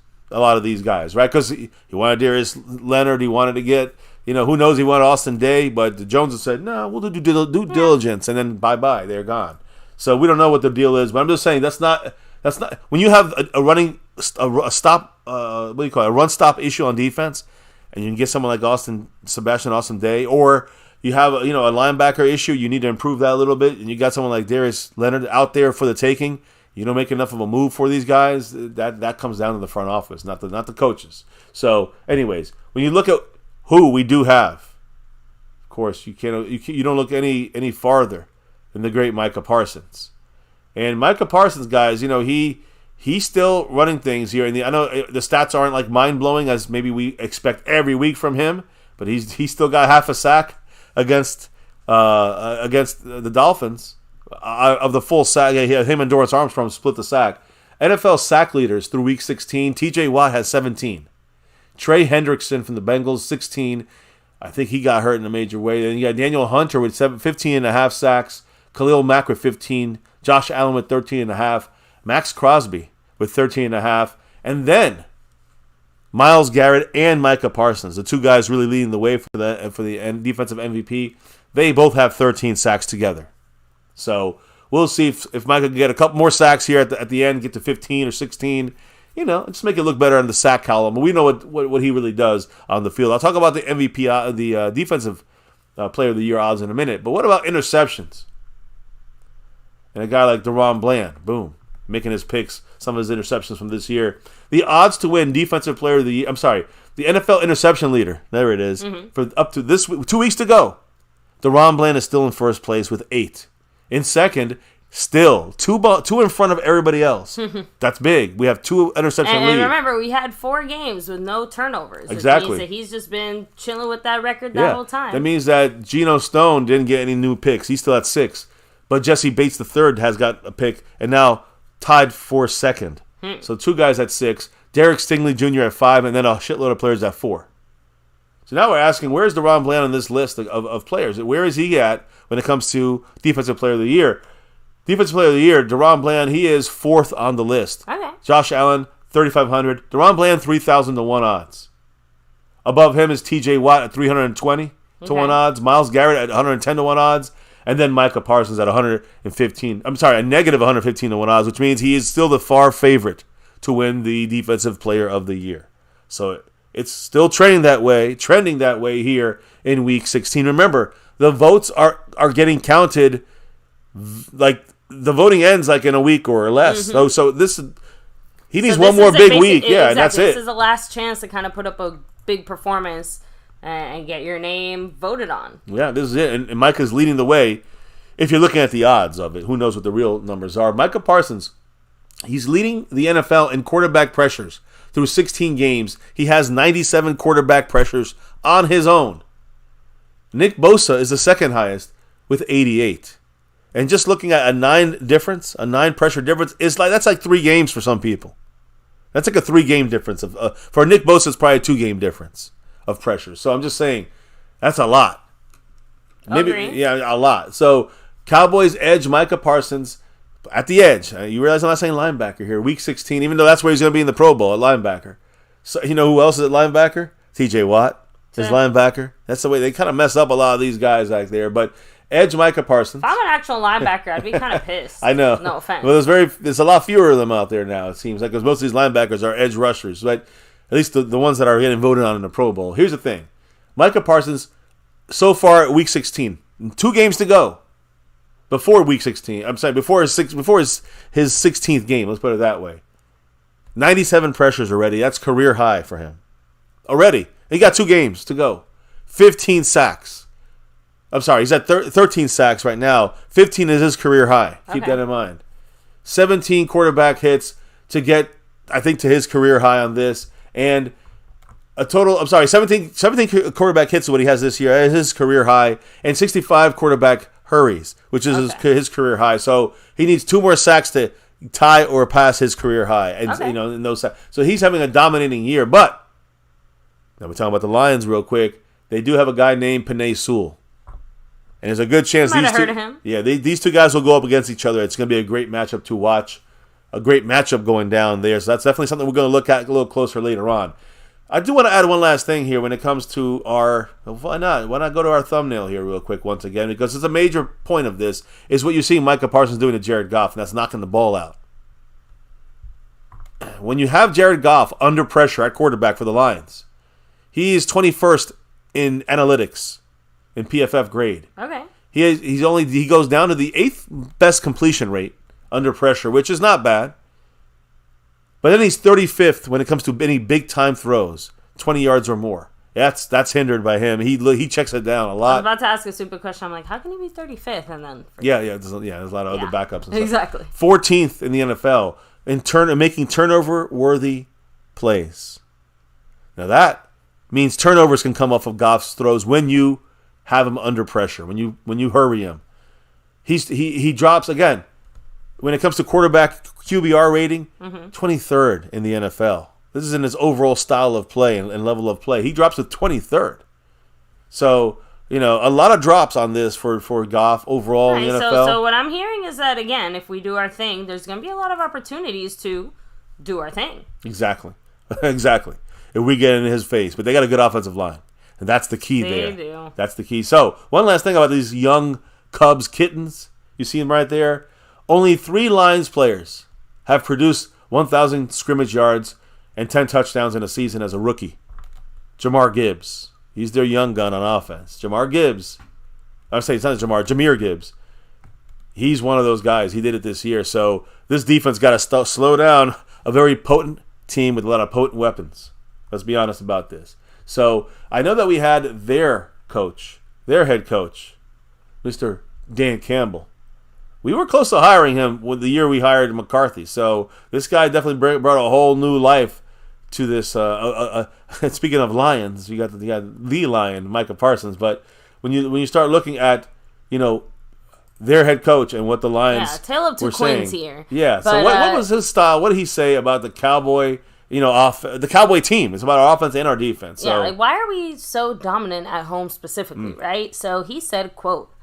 I think the comfort of being there and to be able to function, particularly offensively, without the crowd noise. There's a number of things that they're able to do, and I feel like that opens up things that they're able to do because they don't have to be on silent cadence or some of them verbal. I think that they take full advantage of being home. They do it well. Certainly, they've got plenty of pieces over there. It starts with this quarterback. He's a heck of a player. He's a winner. He can make all the throws. He's mobile, and he's got weapons. CeeDee Lamb, this back is explosive. They've got Cooks. He's got speed. This offensive line is pretty good, so they've got a number of things that go well for them. And then, if they're able to, they get off to a really good start when they're at home normally. Yeah, exactly. At home. He said, because we don't have a good start away from home, for sure. Exactly. And he added on there, and really, they got off to a good start the other day out there on the road, and then something bad happens, and it just, they couldn't quite overcome it. But they get up, and then this defense is designed to pin their ears back, and they can rush the passer. Micah is as good as they come doing that, and they're pretty aggressive. Dan Quinn's done a great job with their schemes and putting guys in positions to make plays. So it goes without saying, you can say it every week, we have to get off to a fast start because that's where this team excels. They get going, and all of a sudden it snowballs, and then you just can't make up from the mistakes that you may have had earlier in the game. Dan Campbell's 100% right. At home. We are dominant at home and scary if we get up on you. And we've blown out teams. The snowball effect, I think, is very accurate. Yeah. Because it starts off very small and quickly grows out of hand there. But, we all know what the buts are. Anyway, back to you. Listen, what about, again, you're seeing here an injured Lion on your screen. What about their injuries for the Lions right now? No major concerns, which is good for them. We're going to get the best of what they got. A great test for the playoffs in the Detroit Lions. They have their guys who were full practice today. Jerry Jacobs with a hamstring cornerback.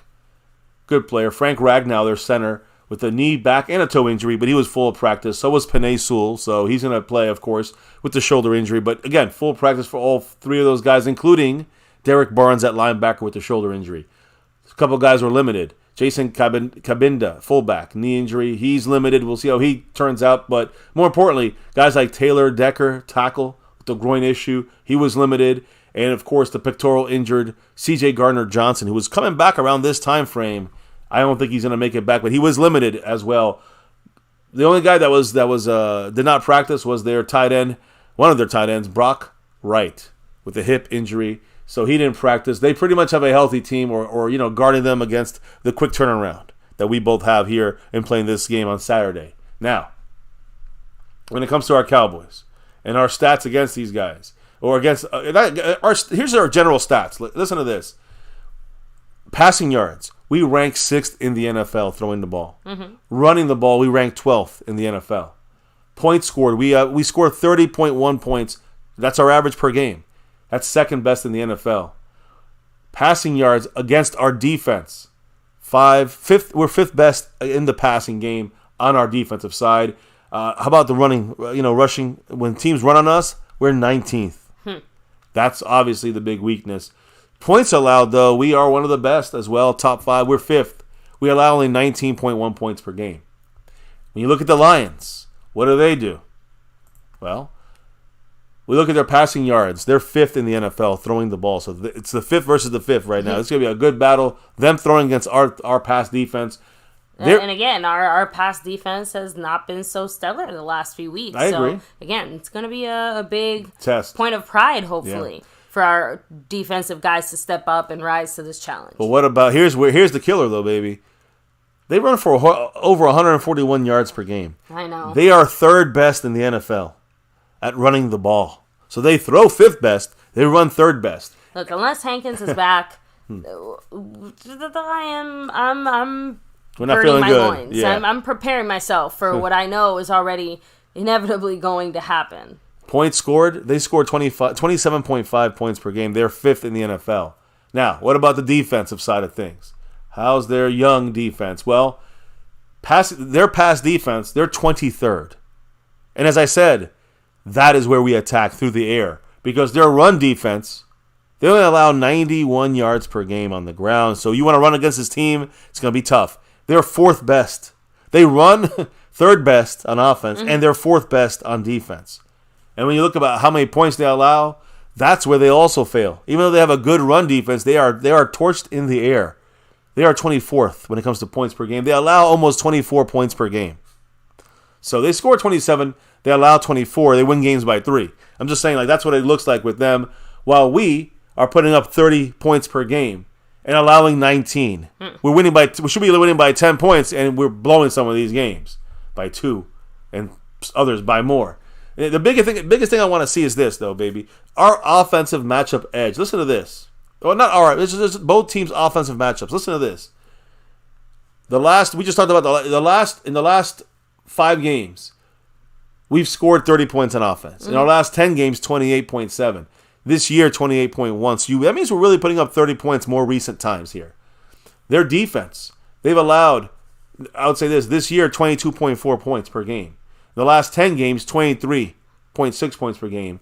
The last 5 games, they're up to 24.4. So their defense is allowing more and more points as the season goes on. Okay. Our offense is scoring more and more points as the season goes on. So keep that in mind. At least there's that, right? There's that. Now, what about the other side, the Lions? When you look at the season overall, the 27 points per game is what they are scoring. The last 10 games, 27.4, right around the same rate. And the last 5 games, 27.8. So they went up 0.8 points. I mean, 0.7 of a point. Honestly, they're about the same, right? On offense, they've been pretty much consistent the whole year, putting up not offense, but as far as scoring points. What about defensively for us? The year look, 18.4 is where we're at right now when it comes to points allowed for the year. The last 10 games, we were allowing 21.7. So we were allowing more than our overall average, because right now, more recently, the last 5 games, 18.6. So our defense is actually, even if we have some issues, we're allowing less points recently than we were at the beginning of the year. So, again, we're trending. We're still about the same area, but again, you're going from like 21 points when you cut it down to half of that, and we're at 18. Some of it's the opponents for sure, but the defense is also, coming up big when it comes to holding teams down and scoring points. Finalizing things when you're looking at the offense and the defense. When you look at offense for the Lions, some names we're going to talk about on Thursday. Jared Goff. He's thrown for almost 4,000 yards, 3rd in the NFL. He has 27 touchdowns, 3rd in the NFL. He's thrown 10 interceptions, though. He's completing passes at 67.7% of the time, averaging about 266 yards per game, and averaging about 7.5 yards per throw. He also has run for 21 yards on the ground, which is 6th on the Lions when it comes to the average per game. So he will run here and there, Jared Goff, something we'll have to look at when we can talk about him a little bit more. He's averaging 1.4 yards per game, though, and only less than a yard per attempt. So he will run just for 21 yards for the whole year. He'll run for the short yards, the 1-yard sneaks, or the goal line stuff. Mm-hmm. Now, what about the real running back, Jahmyr Gibbs? 872 rushing yards for a rookie, 2nd on the Lions, 9 rushing touchdowns, averaging 67.1 yards per game, and 5.7 yards per attempt. That is number 1 in the NFL. So he's got that Tony Pollard kind of burst in his rookie year. Think of Tony Pollard in his rookie year. Is what Jahmyr Gibbs kind of I think Jahmyr Gibbs is better than Tony Pollard in his rookie year. Gibbs also collected 316 receiving yards. All right, and he's getting about 25 yards per game in the air. He has 51 catches, about 4 per game is what so he's a vital piece in the air for this team and running the ball. So again, he's targeted 67 times. That's like a tight end, and has caught 1 touchdown pass. So you got to watch out not just for Jahmyr Gibbs running, but also catching. Reminds me of James Cook. Reminds me of Achane. You know what I'm saying? So we're seeing the trend here. We got to stop these guys. Gibbs, a major weapon. As far as receivers, this year, Amon-Ra St. Brown, that he's going to be their main guy. He has caught 106 passes for the Lions. 3rd most receptions in the NFL. He has 1,281 yards. Right, he's 5th in the NFL. 150 back on CeeDee Lamb. So you're seeing where I'm talking about. This guy is good. Amon-Ra St. Brown is having a career year. And again, 8 touchdowns in the passing side of things, which is 7th best in the NFL. He has been targeted 146 times. So Goff is going to throw the ball a lot to Amon-Ra St. Brown. He's averaging over 7.5 yards per catch in the 14 games he's played this year. So dangerous. When you look at the last offensive weapon, their starter is David Montgomery at running back. They run the ball up every team's ass. Neither of their running backs have 1,000 yards. But you had one with 872 in Jahmyr Gibbs. And you have David Montgomery has 910. They're going to have 2 guys with 1,000 yards at the end of the season running the ball. Who said running's not important? We're going to find out about that. David Montgomery has 910 rushing yards. He leads the Lions for number 1. And, he's number 1 on their team with Jahmyr Gibbs like 40 behind. Yeah. And he's 7th in the NFL, Montgomery. He has 11 rushing touchdowns, and which is one of the best in the NFL, and on the ground, and also averages about 76 yards per game. And per attempt, he's running for almost 5 yards per attempt as well. So you got both guys averaging. He's averaging 4.7 yards per attempt. Their run game is dominant right now. Which is pretty much the exact opposite of what we would want to hear. Yeah. Considering, again, True test Hankins coming. is out. True test coming. As of now. Hankins is still, we're hoping he'll play. We'll have to see. On defense for them, this is where their weakness is. This might be a shootout game. Because Alex Azenlone, I can't get his name right. I never pronounce his name right. He's, again, one of their, I would say their solid middle linebacker type guy. He has 112 tackles this year. All right? 6 tackles for loss, 3 sacks in 14 games. He leads the Lions and most of the NFL in tackles. Don't forget about their main guy pass rushing. He's going to be over Terrence Steele. That's a matchup we will look at for sure. And we got to win or somehow slow down their advantage. We're going to talk about that a little more on Friday. But Aiden Hutchinson, his stat sheet, he has an interception. And he's a defensive edge rusher. Interception, 42 tackles, 7 tackle for losses, 6.5 sacks, 7 passes defended, and he's always in the backfield blowing shit up. So Hutchinson's going to be a Hutchin problem for us. And Terrence Steele's going to do a fucking unbelievable job. That's asking a lot. You look at another defensive player for them, Brian Branch, in the back end, the secondary. Intercepted 3 passes on top of having 69 tackles, 7 tackle for losses. They're using him, definitely to help stop some, run support. Use him for run support. He also has a sack, so he will pressure the quarterback, even if he's a corner. 10 passes defended so far this year. And Kirby Joseph, another deep secondary guy there. I'm sorry, not a secondary, but he's, again, there just all around the field. Kirby Joseph, his stats look like 70 tackles for this guy, 1 tackle for loss, 4 interceptions in 13 games. So, again, he is third in the Lions in tackles. This is a linebacker, pseudo-linebacker, safety-type guys. They're going to be utilized against our defense. Something similar we see from Dan Quinn. So, we'll see. They got a feisty defense, but they allow a lot of passing yards against them. They're good against the run. They're fantastic again, running the ball, and they're damn good also throwing the ball. So we're going to have our hands full with this team from top to bottom and all around. This is going to be a tough one, guys. And buckle up. It's going to be a battle. I'm looking forward to it, though. It's a must-win in my mind for our Cowboys. It's our last chance to really prove that we might be able to hang in the playoffs now. Yeah, I mean, the Washington game is just about winning on the road. But this game is about actually playing a true good team. Mm-hmm. A team that's good on offense and defense. It's not like, they're good only on one side of the ball like the Eagles. So this is a true test at home. Is it even worth us getting the second seed if we can't even beat the Lions? They're a solid damn top team. So let's go. Let's feel confident. And hopefully this team can show us, why they should go 11-12 wins this year. Mm-hmm. And maybe just make an outside run at things. We'll see what happens. Maybe. Hit up some of the comments as we say goodnight here. And I'm going to shout out right now a couple of people that dropped the love from above. Dwayne Broussard, Brandon James, Skeptical Fan, Dallas Cowboys 982. Thank all of you for repping the boards here with us. And, of course, got to not forget those that are currently repping right now. Like Alonda Hanslu with 14 points. The Dolphin fan, Alonda Hanslu, still hanging on to that stream bus. Hopefully tomorrow we get her off. Maybe we get the bad luck off as well. But we also, of course, shouting out the sponsor of the week, Mr. Mark Hosepian, all the way from Hawaii. Aloha and thank you. A big mahalo, of course. Yes. And, of course, he is the sponsor of the week. Who's the leader right now? Coming for that top spot is a battle, baby. Actually, between Skeptical Fan and Jason Renfro, who are both right now at the top spot, 1 and 2, separated by coins. So that's the way that's looking, and it's I'm sure it'll heat up as the week goes on.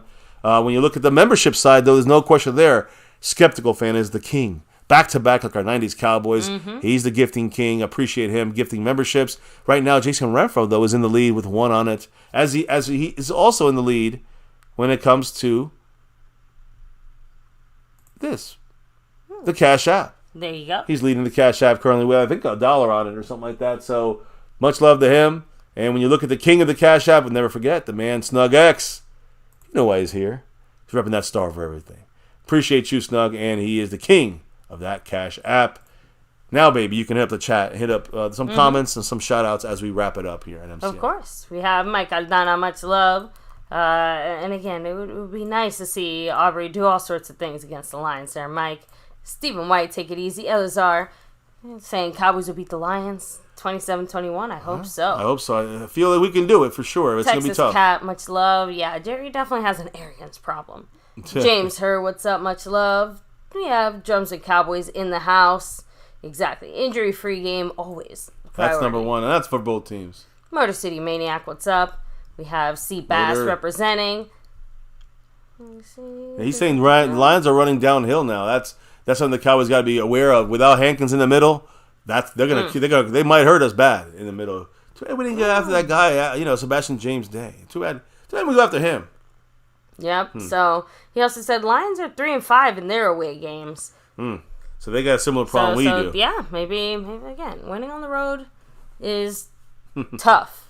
By the way, speaking of Mr. Motor City Maniac, he dropped a $10 holler. Woo! Man, we got the opponents repping here. We got London Hansley with the Dolphins taking over the stream boss. We got somebody now who's taken over as the leader of our Cash App board.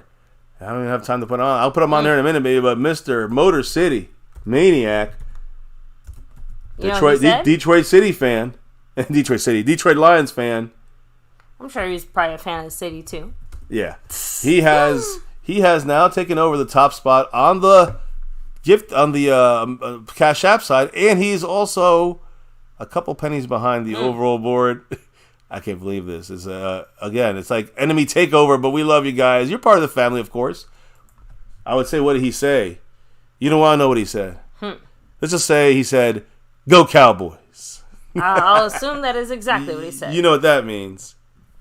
You know what that means. Much love, Ronald. Much love, Motor. Appreciate you. Sub it up to his channel if you want for some late night streams and stuff like that. Great discussions over there with Motor. Appreciate you, man. Hey, I expect to see a very good game between both teams in Dallas, primetime Saturday night.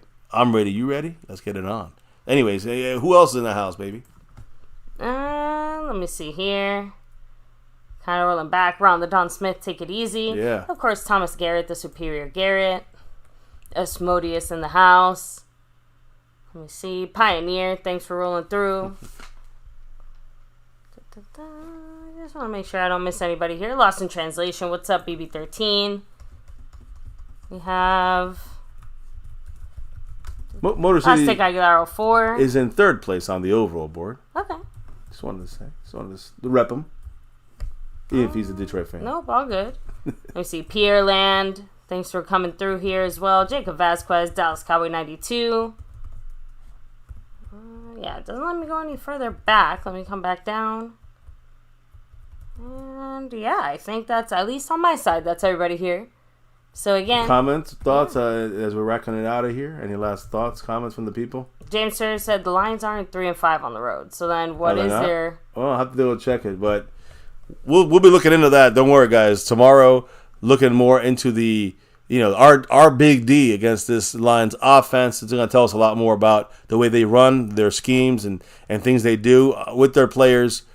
And things we're going to need to do. We're going to talk about some of that tomorrow. Of course, the full breakdowns and matchup stuff will be done on Friday, right before the game. I can't wait to do it. But until then, we do have to rock out of here for the night, clock out of here, baby. Before we can do all that, tell everybody, why do we do this on My Cowboys Family each and every night like crazy people? It's because of that navy blue, that silver too, and that star over everything. Guys, never forget. You always forget that. I do always forget. The win, lose, or draw, good, bad, or ugly here. Because that's your part. I know, but we rep that star over all of that stuff, guys, all over everything. And, of course, 6 years plus on YouTube, My Cowboys Family. We're here for forever, right? No matter what. Never forget, the number one thing here now and forever on this channel, as always, say it with us, say it loud, and say it proud. Go Cowboys! Let's get that 6 and beyond sooner than later. Right, Motor? Agreed. Right, Motor? Anyways, thank you guys in the chat for dropping your knowledge all night long. Can't do this without you guys. Love and support through all different ways, whether it's through there and your thoughts or the drops of love from above. Like, again, I'm going to add Motor City to the list along with Dallas Cowboys 92, Skeptical, Brandon James, and Dwayne Broussard, the top dog. Thank you guys. Appreciate you all. Can't do this without your love and support on that side. Now it is time to officially clock out and drop out of here for the night. Relock and reload to talk about our defense versus their offense tomorrow. But maybe before we can officially get on out of here and drop out for the night, what do we got to do? We got to drop the beat. Oh, yeah. Official ending for the night. The beat has been dropped. And, guys, we'll be back tomorrow with more news, info, and updates right here in My Cowboys Family, which is officially a wrap right here. Another Cowboys chat in the books. Broke down the first look at these little Lions. And hopefully can beat them at home to continue our winning streak there. And, hey, maybe look good against a top opponent. We'll see what happens. We'll talk more about that in the coming days for this big Saturday battle in Big D. Here at MCF, it's about that navy blue, that silver too, that star of everything, guys. Never forget the number one thing right here on My Cowboys Family. Much love to everyone. We'll see you back here tomorrow for another one. Don't forget to hit that like, to hit subscribe, hit that notification bell. Follow us on Twitter, X, at My Cowboys Family. And we'll see you back here tomorrow for another one, guys. Have a good night. Stay safe. Peace out. And never, ever, ever forget, check us out on MCF After Dark, maybe. And never, ever forget, go Cowboys!